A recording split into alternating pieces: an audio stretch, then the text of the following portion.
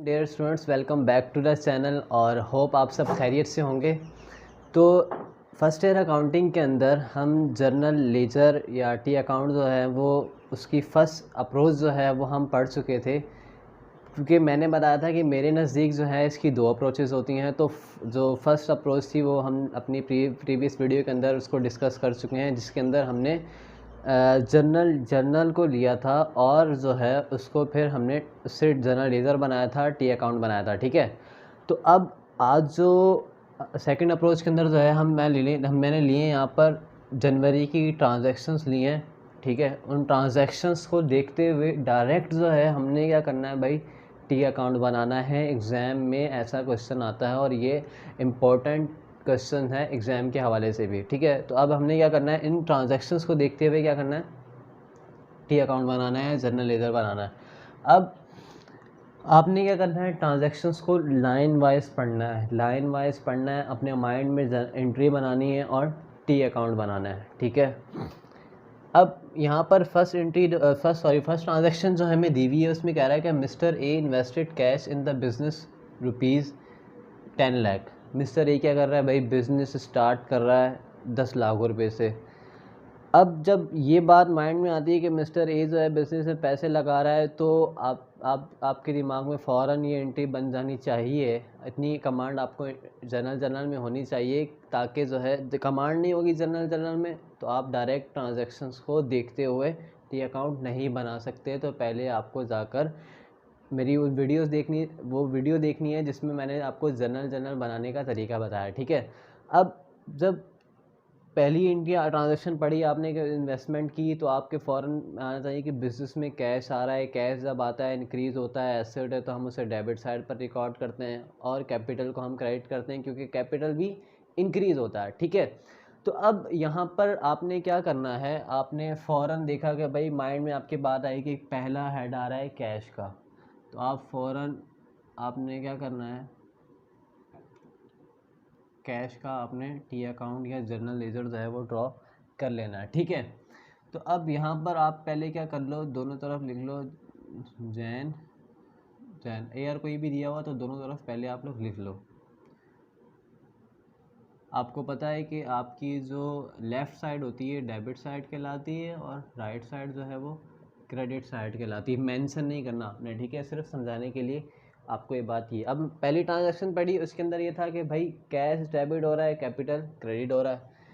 अच्छा, अब कैश जो है वो क्या हो रहा है, डेबिट हो रहा है। कैश क्या हो रहा है भाई, डेबिट हो रहा है। कैश डेबिट क्यों हो रहा है भाई, कैपिटल की वजह से। तो कैपिटल की वजह से कैश जो है वो कितना डेबिट हुआ, 10 लाख रुपए।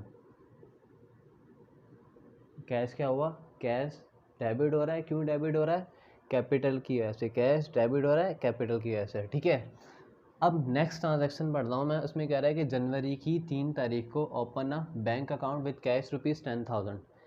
जनवरी की 3 तारीख को हम क्या कर रहे हैं, एक बैंक अकाउंट ओपन कर रहे हैं, और किससे, 10,000 रुपये से। यानी कि आपने बैंक अकाउंट खुलवाया और उसमें डिपॉजिट करवाया अपने 10,000 रुपीज़। तो अब इसकी एंट्री क्या बननी चाहिए भाई, कैश हमारे बिजनेस से चला गया, एसेट था तो डिक्रीज़ हो गया। ठीक है, तो कैश क्या हो गया भाई, क्रेडिट हो गया। और बैंक क्या है, ये भी एक एसेट है कंपनी के लिए, बिज़नेस के लिए। तो ये क्या हो रहा है, इंक्रीज़ हो रहा है, क्योंकि बैंक अकाउंट में हमारे क्या आ रहे हैं, पैसे आ रहे हैं ना। जब बैंक अकाउंट में आपके पैसे आ रहे हैं तो बैंक क्या होगा भाई, डेबिट हो जाएगा। तो अब यहाँ पर इसको क्या करें भाई, बैंक कैश जो है वो क्रेडिट हो रहा है। कैश जो है वो इस जनरल एंट्री के अंदर क्या हो रहा है भाई, क्रेडिट हो रहा है। कैश क्रेडिट हो रहा है तो क्रेडिट साइड पर लिखेंगे 10,000 रुपये, मैंने लिख दिया। आप बोलोगे सर ये 10,000 रुपये आप क्रेडिट जो हो रहा है वो किसकी वजह से हो रहा है भाई, बैंक जनवरी की 3 तारीख को डेबिट हुआ और उसके बिहाफ में आपका कैश जो है वो क्रेडिट हुआ। तो क्रेडिट साइड पर मैंने क्या लिख दिया, कैश को 10,000। ठीक है, अब नेक्स्ट ट्रांजैक्शन के अंदर क्या है कि purchase merchandise with cash ₹10,000। Merchandise आप क्या कर रहे हो, ख़रीद रहे हो कैश पर 10,000 की। अब मर्चेंडाइज खरीदते हो, एंट्री क्या पास करते हो, परचेजेस डेबिट, कैश क्रेडिट। ठीक है, कैश क्या हो रहा है, फिर क्रेडिट हो रहा है, डिक्रीज़ हो रहा है आपका कैश। ठीक है, आपने क्या करना है, आप कैश क्रेडिट हो रहा है, कौन सी डेट, जनवरी की 9 तारीख को कैश क्या हो रहा है भाई, क्रेडिट हो रहा है। कितना क्रेडिट हो रहा है, 10,000 रुपये। लिख दिया 10,000 रुपये। क्यों क्रेडिट हो रहा है भाई, हमने सामान ख़रीदा, परचेजेस की, जिसके बिहाफ में आपका कैश क्या हो रहा है, क्रेडिट हो रहा है। ठीक है, ये बात भी आपको अच्छे से समझ में आ गई। नेक्स्ट ट्रांजैक्शन है हमारे पास, purchase office supplies with cash ₹5,000। अब आपने क्या किया, ऑफिस सप्लाइज ख़रीद रहे हो 5,000 की। जब आपने ट्रांजैक्शन पढ़ी तो फ़ौरन जो है आपके दिमाग में ये एंट्री आज पास हो जानी चाहिए कि ऑफिस सप्लाइज ख़रीद रहे हो। ऑफिस सप्लाइज क्या है भाई, एसेट है। एसेट इंक्रीज़ हो रहा है, डेबिट कैश, एसेट डिक्रीज़ हो रहा है तो क्रेडिट। यहाँ भी अब क्या हो रहा है भाई, कैश जो है आपका क्रेडिट हो रहा है। कौन सी डेट को क्रेडिट हो रहा है, जनवरी की 15 तारीख को आपने ऑफिस सप्लाइज परचेज़ की। ऑफिस सप्लाइज आपने क्या की, परचेज़ की, कितने की, 5,000 की। तो क्रेडिट कर दी, कैश क्रेडिट हो रहा था तो मैंने क्रेडिट साइड पर उसे रिकॉर्ड कर दिया। ठीक है, अब नेक्स्ट ट्रांजैक्शन में जनवरी की 22 तारीख को सेल्स मर्चेंडाइज विद कैश ₹12,000। अब आप क्या कर रहे हो भाई, सामान बेच रहे हो।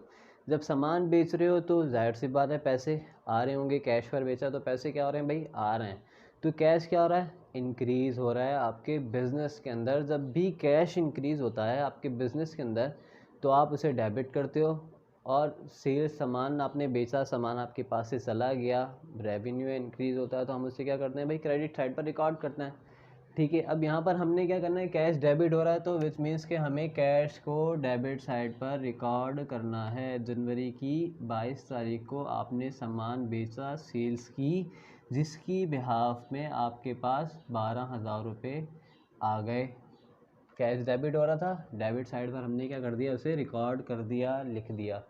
ठीक है, अब नेक्स्ट ट्रांजैक्शन क्या कर रहे हैं हम, जनवरी की 25 तारीख को रेंट पे कर रहे हैं 9,000 रुपये, पेड रेंट 9,000 रुपीज़। ठीक है, अब हम आपने रेंट पे किया। जब आप रेंट पे करते हो तो पैसे चले जाते हैं, कैश क्रेडिट होता है, रेंट एक्सपेंस है, पे कर रहे हो, पैसे जा रहे हैं, आपका एक्सपेंस हो रहा है।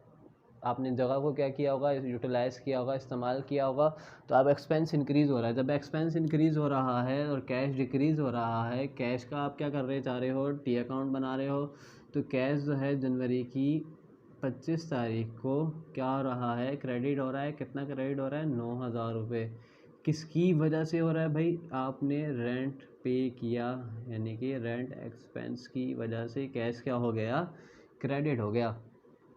नेक्स्ट ट्रांजैक्शन है हमारे पास, पेड यूटिलिटीज़ बिल ₹15,000, यानी कि आपने यूटिलिटीज़ पे की, बिल पे किए आपने अपने, तो उसके बिहाफ में आपके पास से 15,000 रुपये चले गए, कैश क्रेडिट हो गया। तब भी कैश क्रेडिट होता है तो आप क्या करते हो, उसे यहाँ पर हमने रिकॉर्ड करना है भाई। जनवरी की 29 तारीख को यूटिलिटीज़ बिल की वजह से, यूटिलिटीज़ एक्सपेंस लिख लो या बिल एक्सपेंस लिख लो, बात एक ही है। यूटिलिटीज़ एक्सपेंस की वजह से आपके पास से 15,000 रुपये चले गए। ठीक है, अब लास्ट में आप क्या कर रहे हो, जनवरी की 31 तारीख को आप सैलरीज पे कर रहे हो अपने स्टाफ को, वर्कर को। आप क्या कर रहे हो, सिंपली सैलरीज पे कर रहे हो। जब सैलरीज पे कर रहे हो, ये भी क्या है, ऑर्गेनाइजेशन का एक एक्सपेंस है। एक्सपेंस इंक्रीज़ हो रहा है, कैश क्या हो रहा है भाई, डिक्रीज़ हो रहा है। कैश क्रेडिट हो रहा है, डिक्रीज़ हो रहा है, तो आपके क्रेडिट साइड पर लिख दोगे जनवरी की 31 तारीख को कैश जो है वो क्या आ रहा है, आपका क्रेडिट हो रहा है। क्यों, सैलरीज एक्सपेंस की वजह से। कितना, 20,000 रुपये। अच्छा, अब और कोई ट्रांजैक्शन नहीं है तो आपने क्या करना है, अब पहले जो इस अमाउंट का क्या करना है, आपने टोटल करना है। ठीक है, 10,000, 10,000, 20,000, 25,000 और 34,000 और आपके हो गए ये 49,000 और 20,000, 69,000 जो है आपकी 69,000 रुपये ये अमाउंट हो गई। ठीक है, अब इसका जो टोटल आ रहा है 69,000 आ रहा है, लेकिन ये जो अमाउंट है डेबिट साइड की, इसका टोटल आ रहा है, टोटल 1,00,000, सॉरी, हाँ सॉरी, 10,12,000, 10,12,000 इसका क्या आ रहा है भाई, टोटल आ रहा है। आपने अब क्या करना है, इस अमाउंट से जो कि बड़ी अमाउंट है उसमें से आपने क्या कर देना है, छोटी अमाउंट को क्या कर देना है, माइनस कर देना है। जब आप इसमें से इसको निकाल दोगे, इसकी रीज़न ये बताऊंगा मैं आपको। इसमें से आपने क्या किया, इसको निकाल दिया, ठीक है, डेबिट में से क्रेडिट को माइनस कर दिया, यूँ कह लीजिए कि जो साइड हैवी थी उसमें से कम को निकाल दिया, तो आपके पास कितने बचे, 10,12,000 रुपये। आप जब माइनस करोगे तो आपके पास बचेंगे क्या कर लेंगे आप, इसे माइनस कर लेता हूँ मैं यहाँ पर, 10,12,000 जैसे माइनस कर लेंगे हम 69,000, तो आपके पास बच जाएंगे 9,43,000। 9,43,000 आपके पास बच गए। मैंने क्या कहा, 9,43,000 आपके पास बच गए। तो अब इन दोनों को ऐड कर लोगे तो 10,12,000 ही बनेंगे, ठीक है। अब ये पैसे डेबिट हुए तो इसका मतलब बिज़नेस में ये अमाउंट आपके पास आई, ठीक है। ये पैसे क्रेडिट हो रहे हैं तो मतलब बिज़नेस में पैसे ये चले गए, यानी कि ये जो अमाउंट है ये आपके बिज़नेस से अब चली गई। ये अमाउंट आई, ये वाली अमाउंट आई, ये चली गई, कितने बचे, इसीलिए हमने 10,12,000 में से 69,000 को माइनस किया, तो इतना 9,43,000 जो हैं आपके पास बच गए। तो जो रिमेनिंग बैलेंस होता है हम इसे कहते हैं एंडिंग बैलेंस, या सीडी बैलेंस भी आप इसे कहते हैं, ठीक है, कह सकते हैं, दोनों में से कोई एक कह सकते हैं, मैंने दोनों लिख दिया। यानी कि ये जो बैलेंस है आप उसे एंडिंग बैलेंस भी कह सकते हो और क्रेडिट बैलेंस भी कह सकते हो, ठीक है। अब ये जो एंडिंग बैलेंस है आपने क्या करना है, यही डेबिट साइड पर जाकर लिख देना है, क्योंकि ये नेक्स्ट मंथ का हो जाएगा, यानी कि जो इस महीने पैसे बचे हैं हमारे पास, अगले महीने की जब ओपनिंग होगी तो वो पैसे भी आपके पास मौजूद होंगे, जाहिर सी बात है मौजूद होंगे। अब फैब की 1 तारीख को जो बैलेंस होगा वो बीडी बैलेंस के नाम से भी आप लिख सकते हो या ओपनिंग बैलेंस के नाम से भी आप लिख सकते हो। कितने पैसे हैं भाई, 9,43,000 रुपये। अच्छा, ये तो टी अकाउंट हो गया। अब जब जो नेक्स्ट कैश का हो गया, अब नेक्स्ट मैंने सोचा था कैपिटल क्रेडिट हो रहा था नेक्स्ट एंट्री के अंदर, ट्रांजैक्शन के अंदर, तो आप क्या करोगे, अब कैपिटल का टी अकाउंट बना लोगे, ठीक है, बिल्कुल वैसे ही। फिर नेक्स्ट बैंक अकाउंट ओपन हो रहा है तो एंट्री पास हो रही होगी, बैंक डेबिट कैश क्रेडिट, तो अब बैंक का टी अकाउंट बनाओगे, जितनी भी बैंक की ट्रांजैक्शंस होंगी उन्हें रिकॉर्ड करते जाओगे। यहाँ पर कैश क्रेडिट हो रहा था, कैश रिकॉर्ड कर चुके, मर्चेंडाइज खरीद रहे हो, परचेजेस कर रहे हो तो परचेजेस का टी अकाउंट बनाओगे। यानी कि जितने भी हेड्स न्यू ओपन हो रहे हैं आपकी जर्नल में, आपने क्या करना है, उनका टी अकाउंट बनाते जाना है, ठीक है। इन केस जैसे हम कैश का टी अकाउंट बना रहे थे, सारी ट्रांजैक्शन मैंने कैश वाली ली हुई हैं, ठीक है। अब यहाँ पर अगर मर्चेंडाइज परचेज़ की हमने कैश की जगह यहाँ पर ऑन अकाउंट लिख दूँ मैं, ऑन, फिर क्या होगा, जनवरी की 9 तारीख वाली एंट्री को हम यहाँ पर नहीं लिखेंगे। क्यों नहीं लिखेंगे, क्योंकि जब आप इसकी एंट्री अपने माइंड में बनाओगे तो एंट्री क्या बन रही होगी भाई, purchases debit, account payable credit. अब इस ट्रांजैक्शन के अंदर, इस जर्नल के अंदर कैश का तो जिक्र ही नहीं हो रहा। जब कैश का जिक्र ही नहीं हो रहा तो हम उसे जर्नल लेजर में भी कैश के नहीं लिखेंगे, बल्कि अब अकाउंट पेबल का अलग से आप क्या करोगे, टी अकाउंट बनाओगे, जर्नल लेजर बनाओगे। तो जो एक ट्रांजैक्शन के अंदर अगर एक हेड नहीं आ रहा तो आप जो नहीं है तो फिर एक नया हेड बनाओगे, एक नया टी अकाउंट आप क्या करोगे, ओपन करोगे। तो बस यही था क्या इसका जर्नल लेजर की 2 अप्रोचेस जो कि आपने करनी थी, ठीक है। अब ऐसा हो सकता है कि वो आपको कहे कि भाई इन इन इन जर्नल लेजर आपको सवाल के अंदर दे दिया जाए और कहे कि इस जर्नल लेजर को देखते हुए आप क्या करो भाई, जर्नल बनाओ। इस जर्नल लेजर को देखते हुए आप क्या करो, जर्नल बनाओ तो उसके लिए भी आपको प्रिपेयर होना पड़ेगा। उसके लिए सिंपली क्या है कि आप डेट वाइज चलो, हमेशा अकाउंटिंग के अंदर आप डेट वाइज चलोगे तो नंबर अच्छे मिलेंगे, कामयाब हो जाओगे। ठीक है, तो बस यही था आज का हमारा लेक्चर। मिलते हैं अपने नेक्स्ट लेक्चर के अंदर, और उम्मीद है कि ये लेक्चर जो है अच्छे से समझ में आ गया होगा। अल्लाह हाफ़िज़।